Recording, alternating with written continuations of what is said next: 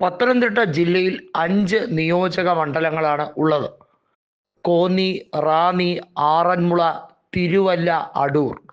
ഈ 5 മണ്ഡലങ്ങളും പ്രതിനിധീകരിക്കുന്നത് LDF പ്രതിനിധികളാണ്. എന്നാൽ രാഷ്ട്രീയ സാഹചര്യം മാറി മറിയുകയാണ്. തിരുവല്ലായിൽ മാത്യു ടി തോമസ് UDF സ്ഥാനാർത്ഥിയാകും എന്ന സൂചനകൾ ഏറെ വിവാദകരമായിരുന്നു. എന്നാൽ മാത്യു ടി തോമസിൻ്റെ ശക്തമായ ഒരു നീക്കം ഇതുവരെയും ഉണ്ടായിട്ടില്ല എന്ന് വ്യക്തമാകുമ്പോൾ അദ്ദേഹം LDFിൽ തന്നെ ഉറച്ചു നിൽക്കുമോ? JDS പക്ഷക്കാരനായിട്ടുള്ള മാത്യു ടി തോമസിനെ സംബന്ധിച്ചിടത്തോളം അദ്ദേഹം കുമാരസ്വാമിയുടെ പാർട്ടി വിടാനുള്ള എല്ലാ സാധ്യതയും മുന്നിൽ കാണുന്നുണ്ട്. നിലവിലെ രാഷ്ട്രീയ സാഹചര്യത്തിൽ റാന്നി മണ്ഡലം UDF കോൺഗ്രസിലൂടെ തിരിച്ചു പിടിക്കും എന്നുള്ളത് ഏറെക്കുറെ ഉറപ്പാണ്.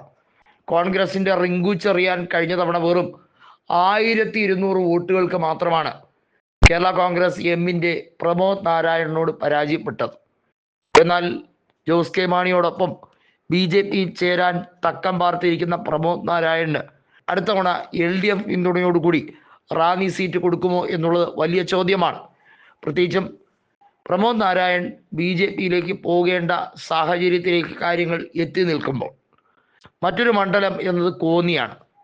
അടൂർ പ്രകാശ് വർഷങ്ങളോളം നിലനിർത്തിയിരുന്ന മണ്ഡലം ഉപതെരഞ്ഞെടുപ്പ് വന്നപ്പോൾ, അതായത് 2019 ഉപതെരഞ്ഞെടുപ്പിലാണ് ജനീഷ് കുമാർ ജയിച്ചതും പിന്നീട് 2021 വിജയ തുടർച്ച ആവർത്തിച്ചത്.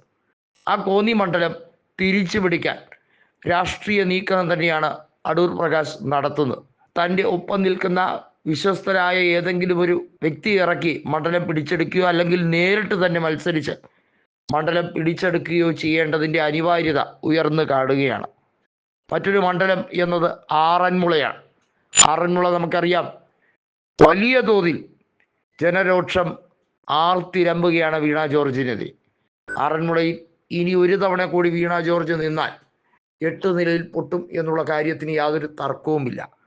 ഇങ്ങനെയൊക്കെയാണെങ്കിലും ഇലക്ഷൻ സ്ട്രാറ്റജി കൃത്യമായി ഉപയോഗിക്കാൻ അറിയുന്ന പിണറായി വിജയൻ വളരെ തന്ത്രപൂർവമാണ് പല സീറ്റുകളും ചെറിയ വോട്ടിനെങ്കിലും ജയിപ്പിച്ചെടുക്കാൻ ശ്രമകരമായ നീക്കങ്ങൾ നടത്തുന്നത്. അവിടെയാണ് പത്തനംതിട്ടയിൽ വന്ന് KPCCയുടെ അധ്യക്ഷനായ K സുധാകരൻ 5-ൽ 5 നേടിയിരുന്ന ഒരു കാലഘട്ടം ഉണ്ടായിരുന്നു നമുക്ക്, അതെവിടെ പോയി എന്ന വലിയ ചോദ്യം ചോദിച്ചത്. നമുക്കറിയാം, ആറന്മുള 2011 ശിവദാസൻ നായരുടെ വിജയമായിരുന്നു. കോന്നി അടൂർ പ്രകാശിൻ്റെ കൈവശമായിരുന്നു. അദ്ദേഹം അന്ന് മന്ത്രിസഭയിൽ അംഗമായിരുന്നു. ഇത്തരത്തിലായിരുന്നു കാര്യങ്ങളുടെ നീക്കുപോക്ക്. എന്നാൽ ഇപ്പോഴത്തെ സാഹചര്യം വളരെ വ്യത്യസ്തമായി. അത് കൃത്യമായി മനസ്സിലാക്കി UDFിലേക്ക് കൂടുതൽ ശക്തമായി വോട്ട് ഒഴുകിയെത്താനുള്ള തന്ത്രാവിഷ്കരണം നടപ്പിലാക്കുക എന്നുള്ളതാണ് പദ്ധതി.